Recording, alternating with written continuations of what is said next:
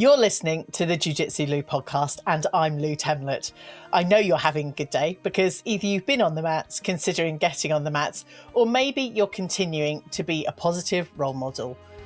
I'm so happy you're here listening or watching this episode. Please don't tap out before the end.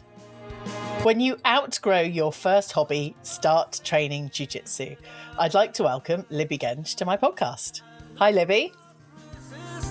Hi, Lee. Thanks for having me. You are very welcome.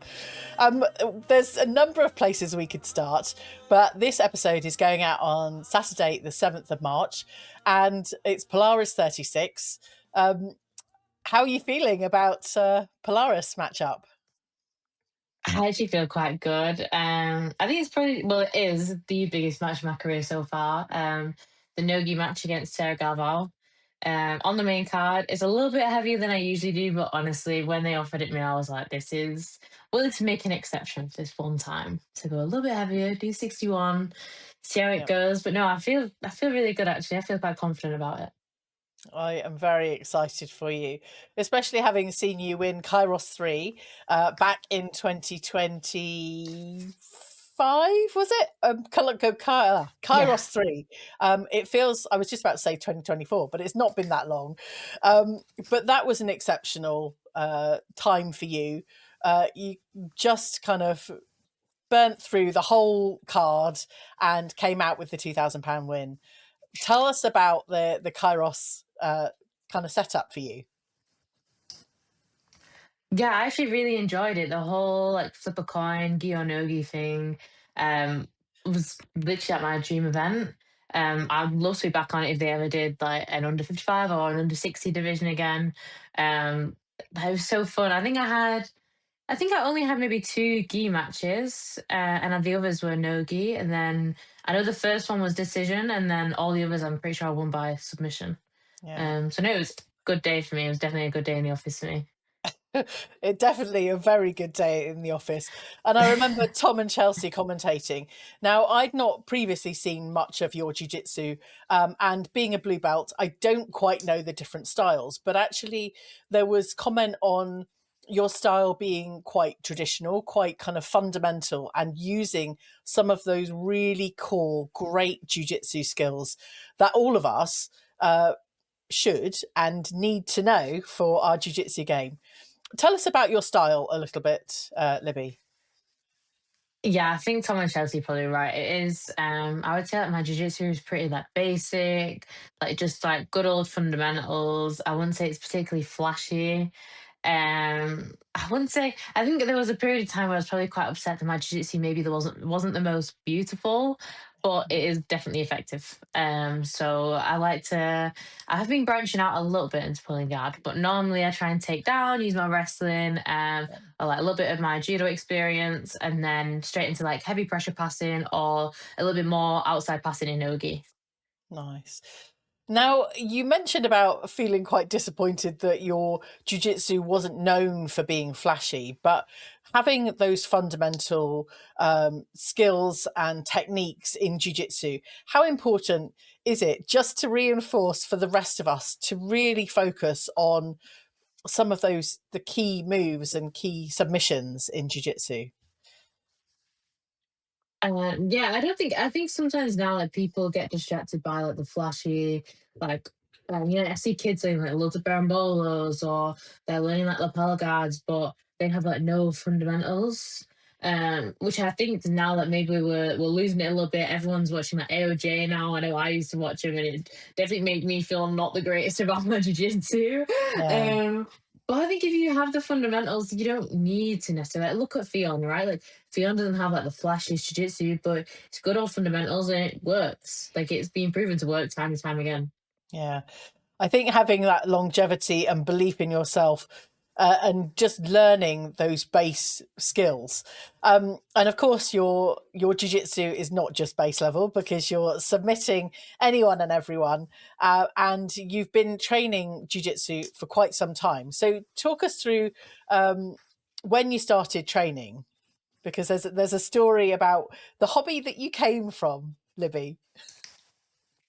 Yeah, so I used to do ballroom and Latin dancing from the age of 2 till like probably like 7.5, like somewhere around there. So I did ballroom and Latin dancing for like 5 years, pretty consistently. And then kind of not very many 7-year-olds have been doing a hobby for 5 years straight. So it was kind of getting to the point where I just didn't have anyone to train with or to dance with. At dancing. So I kind of got a little bit bored, fell off a little bit. And then at the same time, the jiu-jitsu gym that my dad was going to at the time had started, or they were going to start a kids class. And also coincidentally around that time, I'd gone to a BJJ 24/7. I think it was called Grab and Pull at the time. I'd gone to a competition there to see my dad, and there was this girl competing against boys in a pink gi, and I was like, "That's so cool! I'd love to have a pink gi." So my dad was came home one day from training. He was like, "Oh, they're starting a kids class. Like, would you want to do it?" And I was like, "Yeah, okay." So I went along, did it, and then I was like, "Oh, I really like it, but it's the same time as my dancing. Like, I'd have to pick." And he's like, "Well, what about if I got you a pink gi?" So I was like, "Okay, I'll stick with jiu-jitsu if you get me a pink gi." I love it. I love the fact that some of us still are drawn to the kind of look and feel. And if it's a Yeah. pinky, my daughter was the same. She wanted a pinky. I've kind of gone past that now, Libby. I'm in the black Yeah, it's gi, and not. I don't that's know my why. choice. Yeah, I don't know why I wanted a pink gi. I'm not. I wouldn't say I'm like. I would say that I am like a little bit girly, but I wouldn't say like I'm not girly enough to be wearing a pink gi. So I don't know why that was my thing. And it was probably it actually was my thing from like the age of about 7 to 11. That's Where like every year acceptable. for Christmas I would get like a pink or purple dyed gi, and that was my thing. I had a pink gi when I was little because otherwise I didn't want to do jiu-jitsu. And now I can't think of anything worse than wearing a pink gi. I'm with you there, but I think that there's something around that. So I also came from the ballroom and Latin dancing as a child, and there's something that kind of enables us to be sociable, to want to stand out. So, dancing, as you well know, has an element of flair, especially with the ballroom and Latin. It's about style, it's about posture, it's about all of those incredible things. And if you can learn all those things, actually, you want to stand out. Certainly in our younger years. So maybe it was an element of wanting to stand out and be noticed in that space when it's filled with so many people. But equally, I want to kind of touch on the dancing and jiu-jitsu. I'm always up for comparing them, but I think having young children and adults in jiu-jitsu and dancing enables us to connect with other people in society that we might not kind of be able to talk to or connect with. How was your kind of first introduction into jiu-jitsu, and do you remember what that felt like for the first few years of your training? Yeah, so it was the first kids class they'd ever done. And I remember I went because I think the coach actually mentioned it to my dad because he had a sister that was like the year above and she wanted to go, like his mum wanted her to go. So I knew that when I went, there would be another girl there. So I went, we partnered up, and I think the first technique we were ever taught for some reason was like a helicopter sweep, like a balloon sweep. Which I don't know why you would ever teach that as the first technique to like a bunch of 7-year-olds. But it definitely got me to stay. So maybe it works. Maybe the flashy technique for the first lesson did actually work. Nice. So yeah, I do remember. I remember that very clearly. We learned a helicopter sweep to mount for some unknown reason.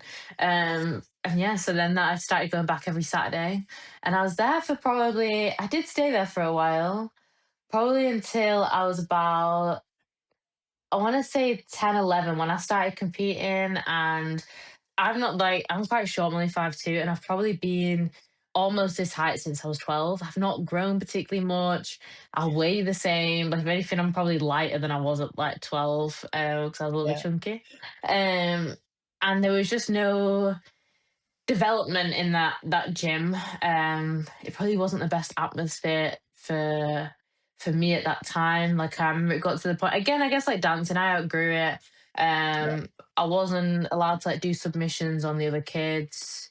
It wasn't probably the best. And I started competing, but I was like an orange and black belt, so I was like massively overgraded, and I was getting smashed Yeah. by like grey belts in competition, which again wasn't really great for my morale. But I don't know, Yeah. maybe that Latin gene in me. I was very competitive, so I did. I think some kids probably would have quit at that point. Whereas for me, that it made me want to win. It made me want to work harder, to drill, to get better, so that I Yeah. could finally start winning eventually.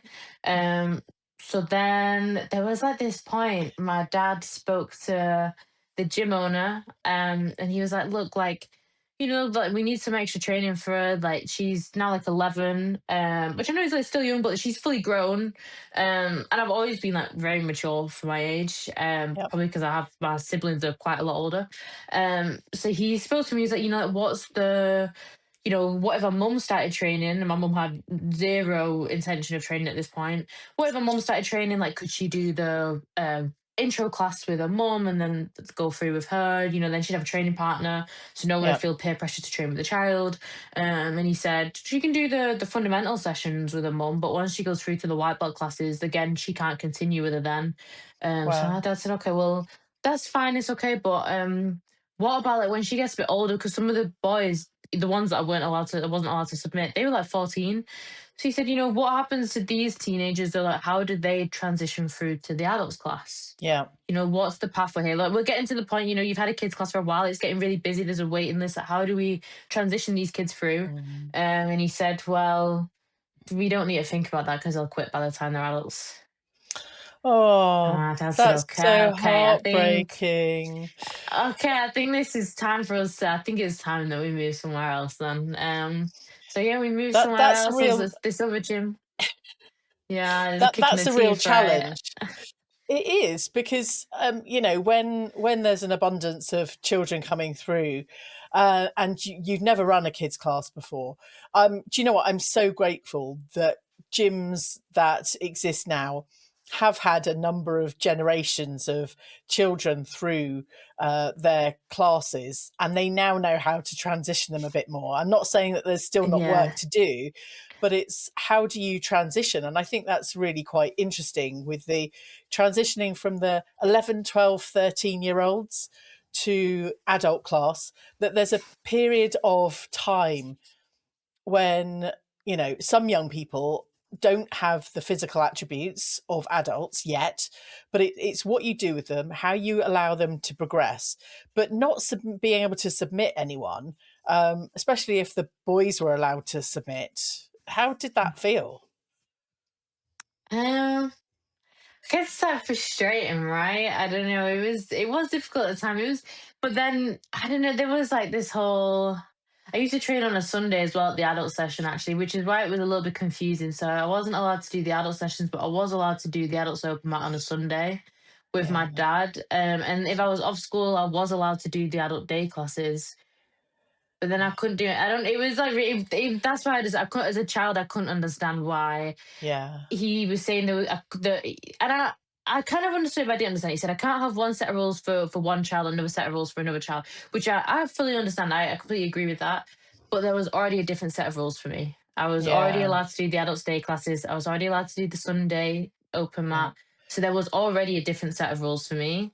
Oh, But honestly, I think that gym just wasn't. The yeah, people there, like I honestly couldn't fault them. Like a lot of yeah, them, which I think says a lot about the coach there, and there is a lot more there. I'll be honest, a lot more yeah, happened after I left, yeah, but I think it says a lot that now, uh, like 30 or 40 people from that gym plus have moved to the gym I train at now, moved to Stealth. And so yeah, like all yeah, of my old assistant coaches, everyone but the gym owner now trains mm, here. So like the two assistant coaches who coached the kids classes when I was like 7 to 11, they train here now. So I still have to train with them every week. oh, that's So I have good. those teammates back now. Yeah, so Yeah, I think it was that person doesn't.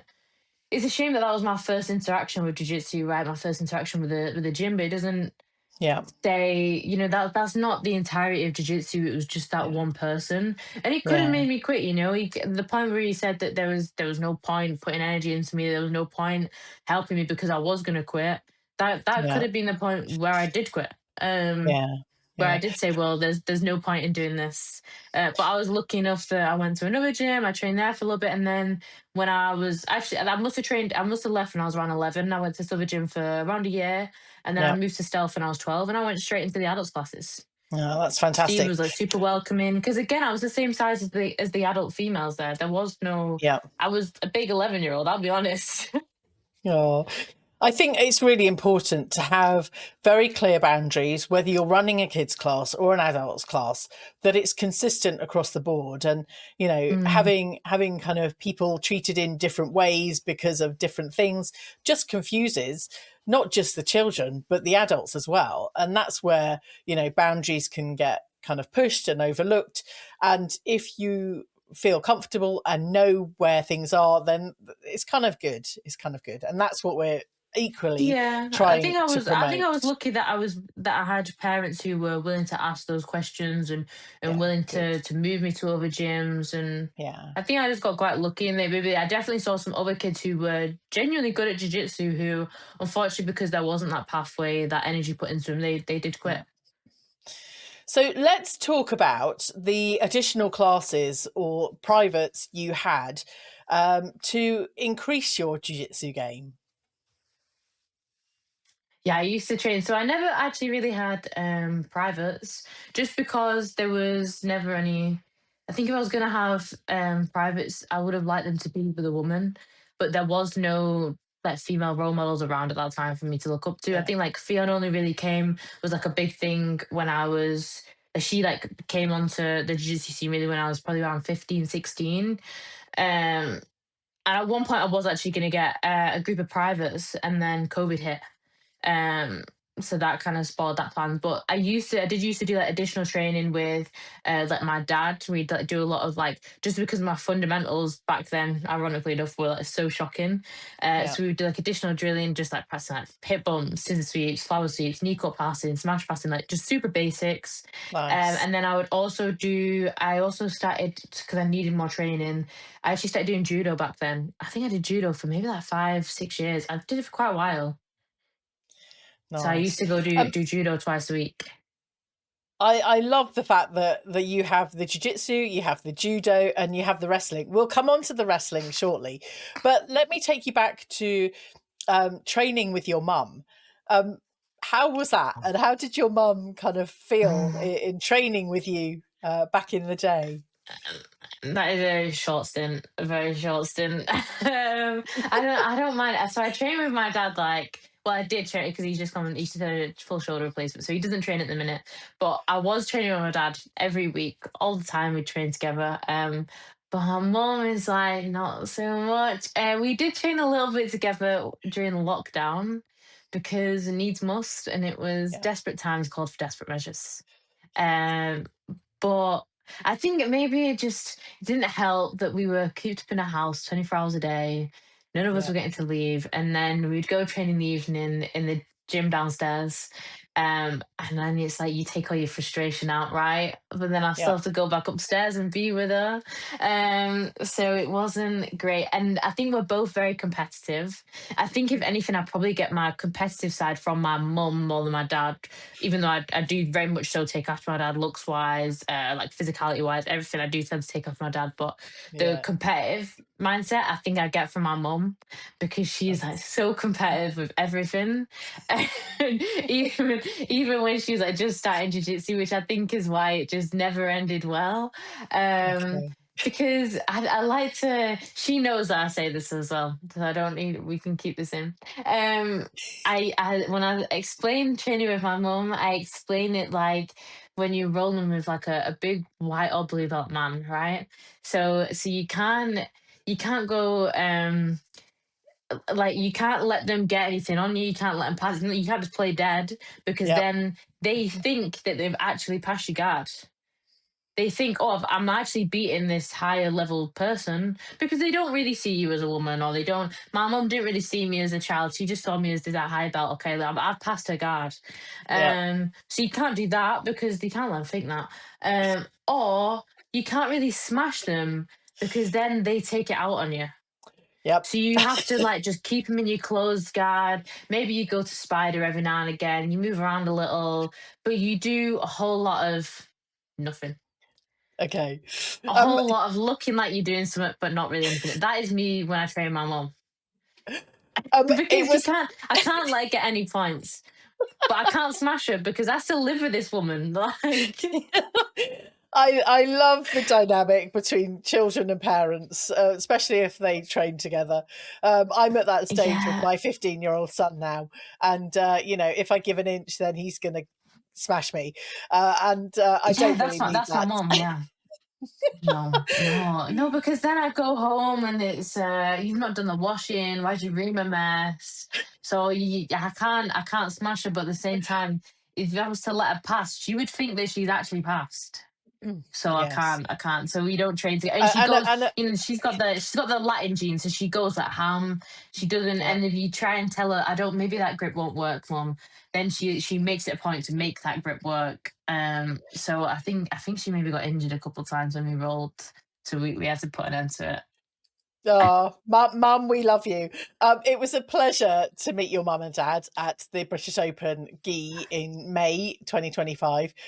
To kind of see them in person, having spoken with you and been so impressed by the way you showed up for the KAIROS podcast.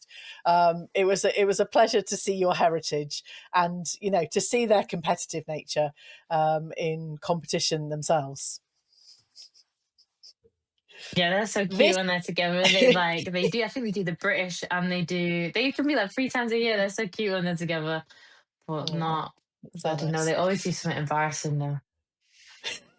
Well, that's what The parents are jiu-jitsu, there to do. they don't compete. That I love watching it. So actually, I understand when I watch them compete. I understand now why they are the way that they are when I compete, right? When you see like these Yeah. parents that screaming loads, because I feel like when I watch them compete, like when I compete, I'm like, oh, it's fine. Like, oh, I'll get to the venue, whatever. Oh, maybe I'll warm. Oh, I don't really need a warm up. It'll be okay. A bit lackadaisy. Like everyone says, like I never really get nervous, but oh my Yeah. god, when I watch my parents compete, I feel like physically sick.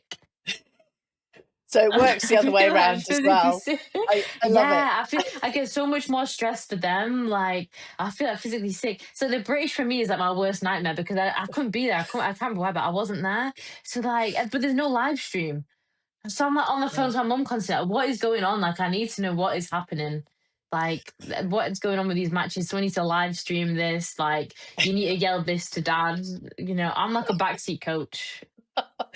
I love it. We will talk about your backseat coaching in a moment. This episode is sponsored by BJJ and wrestling coach Libby Genge. Libby Genge has over 14 years' experience in BJJ, is a full-time athlete, international competitor, and licensed BJJ and wrestling coach based in the Manchester area of the UK.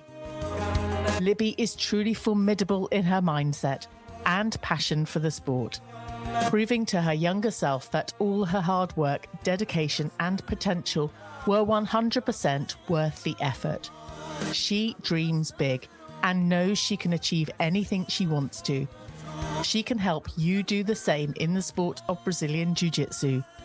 When you want to upgrade your skills in gi, no gi BJJ, and wrestling, DM at Libby Genge BJJ for more info. This is the Jiu Jitsu Lou podcast with me, Lou Temlett, coming to you from the UK. Keep checking out the clips that drop as soon as I've recorded an episode, usually way before the episode gets officially released over on YouTube, Instagram, and TikTok. Today, I'm having a conversation with Libby Genge. So, Libby, let's talk about coaching and talk about your wrestling coaching and career. What? Yeah, so I've been wrestling now for I think it's like 4 or 5 years, sorry. And I actually used to work for British Wrestling as well. I think last time we spoke I was working for them, right? Yes. I was back when I had a job, that stable income. I miss that a little bit. But yeah, so I was wrestling for like 4 or 5 years. I think maybe even back then, maybe I was on the squad still. I don't know whether I'd quit that yet. Whereas now I've quit the squad, so I go out like train with the GB squad, but I'm not on the GB squad Yeah. because I can't be committing to more than one sport seriously. Yeah. Um, for now, I actually really enjoy it. It's I don't compete in it at the minute like I used to, but I don't like I've taken a break just because they clash a lot. But is I actually am very something I'm very passionate about is training wrestling. I have only just started to get involved with um, wrestling recently at my jiu-jitsu club, and I'm seeing a lot of great things, but it leaves me somewhat confused as to whether it's jiu-jitsu or whether it's wrestling for jiu-jitsu. Can you clear up any of the kind of techniques or confusion that some of us might have around whether we should do wrestling, whether we should do jiu-jitsu, or whether we should do both? No, oh, you should definitely do both. Definitely do wrestling and jiu-jitsu. I love so wrestling for me, there's like multiple reasons why I do wrestling. And there's a few reasons why I prefer it over. I did used to love judo, but I definitely for me I prefer wrestling. Just because I think like for me as well now, like maybe it's like any sport. The longer you do it, you become efficient at doing it, right? So Yeah, I'm like in a sparring session, I don't actually burn that many calories. You know, I might be having really technical rolls, but I'm not going all out. I'm not actually yeah, burning that many calories unless it's like a comp class. Whereas in wrestling, like even the warm up is so hard. Like even the drilling, like I'm sweating while I'm drilling. So like intensity wise, like the cardiovascular system is like put to the test. It gets so much better. The improvements I've seen, the like have honestly helped me so much in competitions. That ability to like dig deep, to have that extra bit of grip, that better grip, the cardio, that ability to just keep going even when I feel like my gas tank's on nothing. yeah, Like my agility is like massively helped my agility. And like again, like the techniques, like even at Europeans, it saved me like two times. Like it saved my ass like completely. I think at one point in the quarters or maybe the semis, I was fully passed. Like the girl had 100% passed my guard, and I managed to turtle, come up on a single leg, take her down, and like within a minute I'd subbed her. Like just it saved me so many times when I've wow, even whether I've been winning or whether I'm losing, like the ability to it's simple small things like the wrestler's bridge, like the ability to bridge and just come back on top when someone sweeps me has yeah. saved me like honestly more times than I can even count.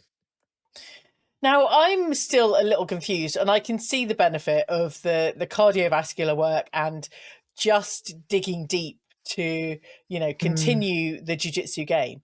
But where is there a kind of a balance between in a jiu-jitsu competition, for example, that we can or can't do certain wrestling type moves, or is it just recovery of guard? And it's kind of that for me is the grey area that I don't quite understand. Or is No, it I all think there's fair a time game? and a place for. I think there's a time and a place for everything. There's some things that I maybe wouldn't use very often. I surprisingly still use them, right? So like even was the I was gonna say something. I even or even like a leg lace, like because in wrestling you get points for the more times you make them roll, like sausage Okay. roll. Yeah.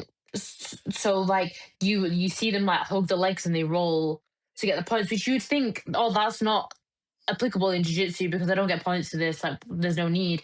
But if Yeah. sometimes I do use it if I'm getting if I take them down, if I like single to and then grab the other leg and I land, I have both legs together.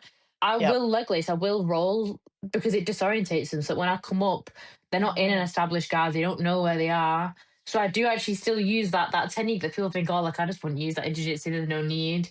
Um there is maybe like some stuff that I would like realistically a lot of the groundwork probably isn't applicable in like not the pinning stuff is applicable but the a lot of yeah. the turnovers because in wrestling they tend to go like with judo they go flat to the floor whereas Yeah. in jiu-jitsu obviously you would just back mount them Yeah. so a lot of like gut wrenching and that aren't necessarily applicable to jiu-jitsu. You don't Yeah. really need to learn them, but you'd be surprised how much is genuinely transferable. Even Yeah. like now it's really common to see like half and quarter Nelsons in jiu-jitsu to use it to turn them over when you're on their back and they bring their knees off the floor to help roll them. Yeah. I love that, and I'm starting to understand a bit more because obviously jujitsu for me, as a naive blue belt, there are positions, there's guard, there's certain submissions, but it's what you do in that transition period to get to that thing.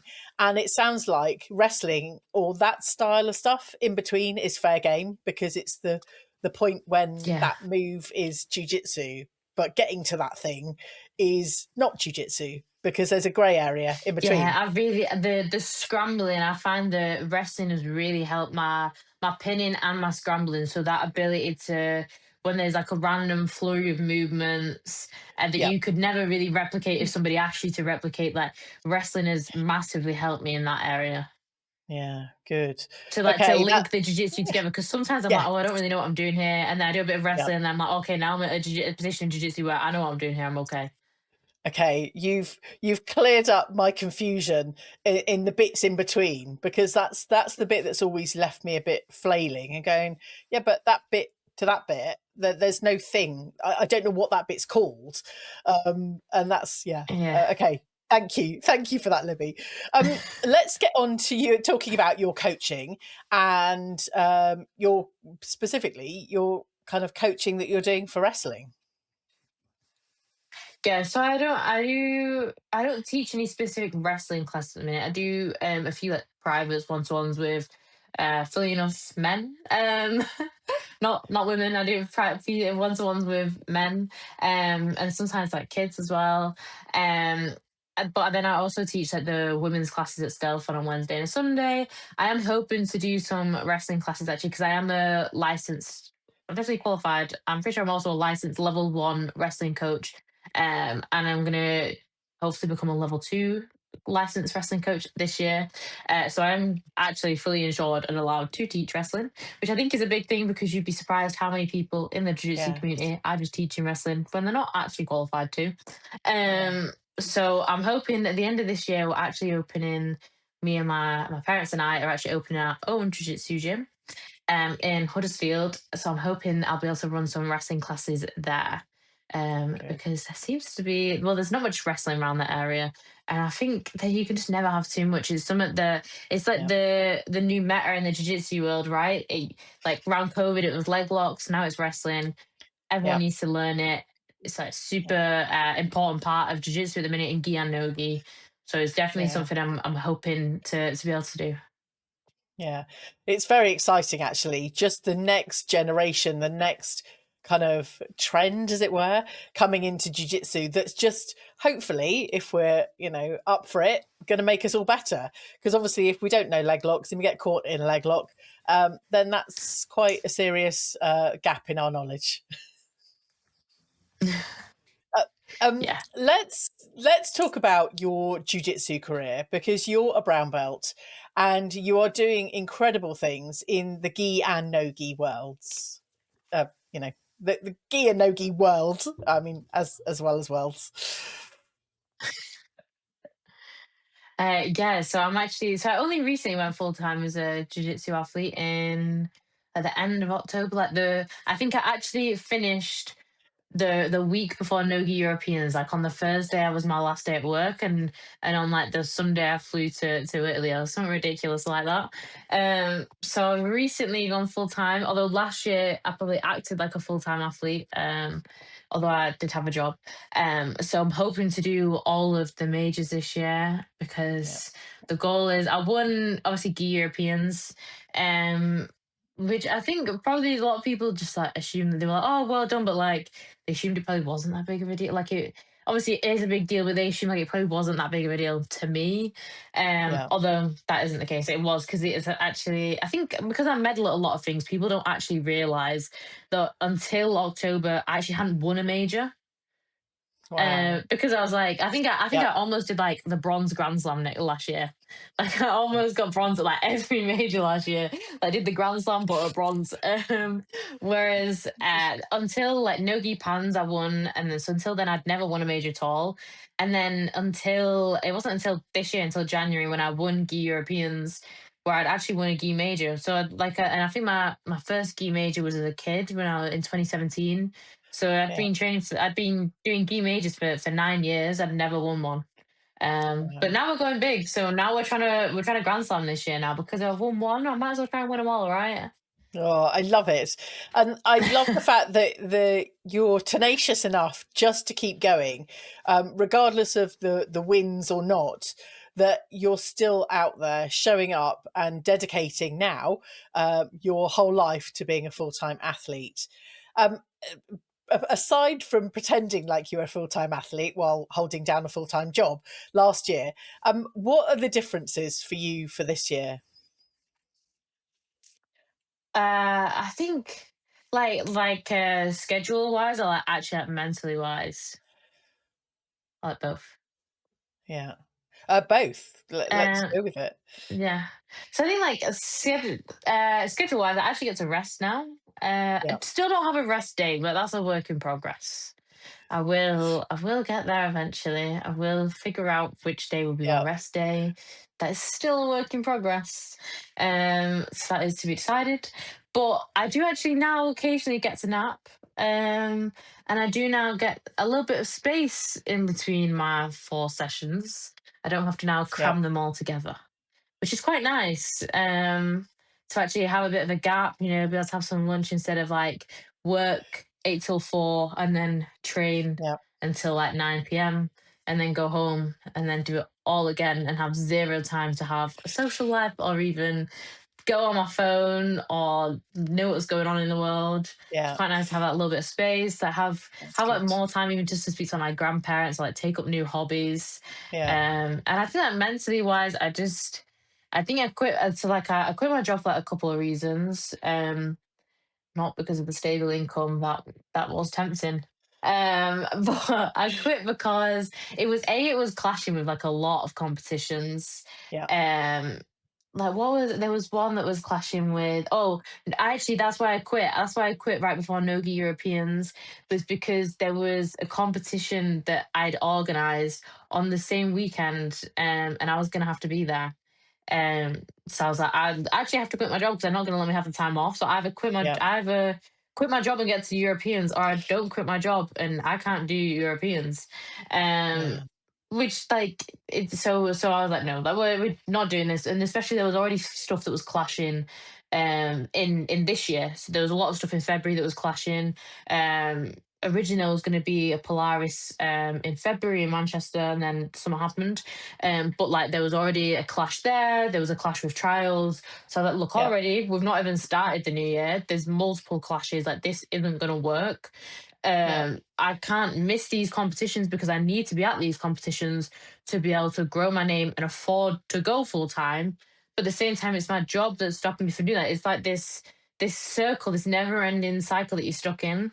That I had to break, and then also the stress from the job was affecting just like I don't know if I'd go as far as like mental health, but like it was affecting my stress, like massively affecting Yeah. my stress levels, which was then affecting like my weight cut.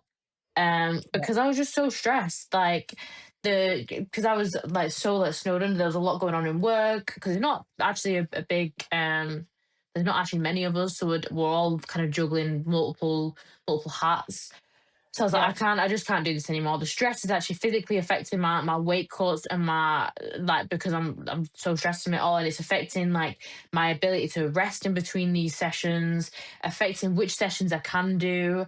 And they were wanting us more in the office as well, which was affecting and obviously then affecting like before I'd be able to go do cardio or maybe I'd be able to like sneak out and do a day class, which Yeah. was slowly being stopped. And then again, like which I was like, this is the whole reason I'm doing this job, so I can work from home and not really work too Yeah. much. And now I'm actually Okay. having to work a lot, and I'm really stressed. Okay. I just want to go back because one of the things that stuck in my mind was training 4 times. Now, for those Yeah, hobbyists, 4 times a week, but you're training 4 times a day, Libby. Oh my gosh. Talk yeah. us through what you're training 4 times a day. Okay, so I do cardio every day at the minute. Um, just because it's not. I feel I probably don't have to do it every day, but it's like an hour of my time where so I do intervals twice a week, assault bike Yeah. intervals twice a week. Because all my strength conditioning is done with Brotherhood Performance, so he does that, and then I lift twice a week. Okay. But then I also then on the days I'm not doing intervals, I then tend to go and do like an hour steady state, mainly just because it's an hour where I can actually just switch off from the world. It's an Yeah. hour where like I'm a little bit of a psychopath as well, where I don't really listen to music or anything when I'm like on the cross trainer or on the stairmasters. Like I'm just in my own little world, just thinking about Yep. life, what I'm gonna do that day. So it's like an Yeah. hour where I can just have some me time. I'm not on my Yep. phone. I'm Yeah. like zoned Good. out. Maybe I do read a book while I'm on the stairmaster. So that's actually I genuinely actually quite like doing the cardio. And then I usually do my 10:30 till or 11 p.m. till 12. I'll go and do the sparring at the day class Yep. because I don't drill. I'll be honest, I don't really drill. I'm very pro ecological approach, CLA. So Yep. I'm not, you probably won't find me drilling.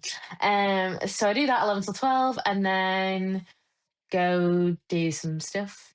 And then I come back and on a Monday, I do Monday, Tuesday, Thursday, I do 6 or 7 open mat, whether it's gi or no gi, I always do that. Wednesday's a little bit different. I have Polaris prep 5 till 6. So I always have again an Yep. evening session there.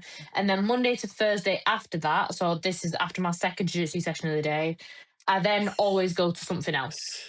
So I then go to on a Monday, Wednesday, I go to a different gym. I go to Grapple Clinic where they have it's a comp class that's run CLA style by actually one of the stealth black belts. So I'll go there Monday, Wednesday, because that's really good. I Yep. love training there. So I'll go there for like an hour and a half, 8 till like half 9, 10 p.m. Quite late. And then on a Tuesday, Thursday, I go wrestling. So I do that. So Monday to Thursday, they're like my hard days. I've got like Yep. 3 sessions in, plus like cardio or lifting. It's a lot. And then on a Friday, it's quite easy. Like I'm just catching up whatever lifting I've got done, a little steady state cardio, my day class sparring, obviously. And then I do 6 till 7, my dad's CLA session, no gi.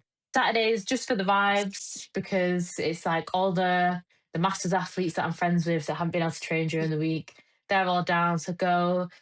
The training's good, but Yep. like I'm really just there for a social life at that point because I'm a little tired. Nice. So I'm having a little chat, It probably not sounds doing like all the it. rounds. That's a heck of a schedule, Libby. Yeah. Now, So 2 hours how there, you and Sunday mentioned just an hour, like a couple hours. I love it. I love it. You're making me exhausted, even though I haven't done anywhere near as much training as you have, Because Libby. it's my Um, social life, right? This is my social life. So if I yeah, don't go I to get it. jiu-jitsu, like Yeah, I do zero socializing yeah, all day. yeah. Oh, okay. You mentioned you're seeing your grandparents and maybe starting Yeah. some new hobbies. How Hobbies. important has it been to have your mum and dad and your grandparents and kind of, friends and family around you to support your journey? Oh no, it's actually that's the one thing I'm really that I do enjoy now that I don't have work and I do have time for this. So I have like I think I'm probably a little bit autistic. So I do schedule once a month to see my one friend outside of jiu-jitsu. And I do probably spend the day beforehand thinking about topics we can talk about that aren't jiu-jitsu. That's good. And then so I have that. And then I have started doing Spanish twice a week because I want to get. So Ah, actually, side note, I did actually really want to do South American trials this month, next month, but I can't yeah. because a lot of people don't know my mum is actually Bolivian. So I was trying to get my Bolivian passport, but that's proving a little bit difficult. But I was like, if I'm gonna get my Bolivian passport, I need to speak the language. I can't be turning Ooh, up with my passport, but I'm like, sorry, only speak English. The passport's just for show. So I studied Spanish twice a week with like a tutor in Bolivia, actually from the same city my mum's from. And then I also oh, speak to my granddad. I schedule an hour every week to speak to my granddad in Spanish, which is quite. wow. I never used to have the time. I never used to have the time to do that before. To like actually like obviously used to call him like when I could, 15 minutes, like as and when I could. But like now we actually have an hour every week where like we're just speaking in Spanish about whatever we like want to speak about. Then I have like my Yeah, Spanish tutor twice a week, a little bit of homework for that. And like a little amazing. bit of socializing. It's quite nice. Yeah, it's quite nice to have time to do that. I did think about becoming like a Pilates queen, but I don't quite have the time for that. I have There, too many. I thought I needed, something not for physical. for now, but I love the fact that you're learning Spanish and you're making the time to practice with your grandfather on a regular basis in speaking Spanish. It's great. It's I think great. it's just important to have like hobbies out that aren't just jujitsu. Yes. I think it's easy like when you do any sport at a high level to kind of like not really have much of a life Yeah. outside of that. And Yeah. then like if you do have a life outside, like if you do like go and do like a fitness class or whatever, like again it becomes like very competitive, or like the cardio has to be because of a reason. Like it has, oh well, Yeah. if I'm doing cardio it needs to be intense because of XYZ. Like I'm just gonna go and do like an hour on the stairmaster while I watch like a bit of TV, maybe, or while I think to myself like what I'm gonna do for the day. Like, because why not? Like, I can enjoy cardio for the sake of enjoying cardio. It doesn't have to be like, not Yeah. everything has to be intense. Very wise, Libby. I am even a little bit more inspired to go and take up a new hobby, maybe even learn a new language. We'll see. It's still the beginning kind of quarter of the year, so the first quarter. So there's time for all of us There's to be still time. inspired There's still time. to try new things. Um, Libby, it's been an absolute pleasure. I know you've got a lot of things coming up in 2026, which is just incredible. And I wish you and the rest of your family huge success, certainly in starting a new gym, which is very, very exciting. How can people follow your journey? Yeah, so I post like everything on my Instagram, Libby Genge, BJJ. That is like my main platform. I don't really use anything else. I am trying to get better at using it, so I should be posting at least once a week on there. Good. We will be following your journey and all of your successes, especially today, if you're listening on Saturday, the 7th of March, for Polaris 36. I am very excited, and I'm sure the rest of your family will be there supporting you, as will the rest of us. It's been an absolute Yeah, thank pleasure. you, Thank you. Good luck with everything, and yeah, thank come you, back on and chat again soon. thank you for having me on. Thank you. You're welcome. Thank you so much for listening to this episode. Thank you for telling your friends about this show. And as soon as this episode ends, I'd really appreciate you dropping the show a rating and a review. Thanks once again for listening. Catch you on the next episode of the Jiu Jitsu Lou podcast.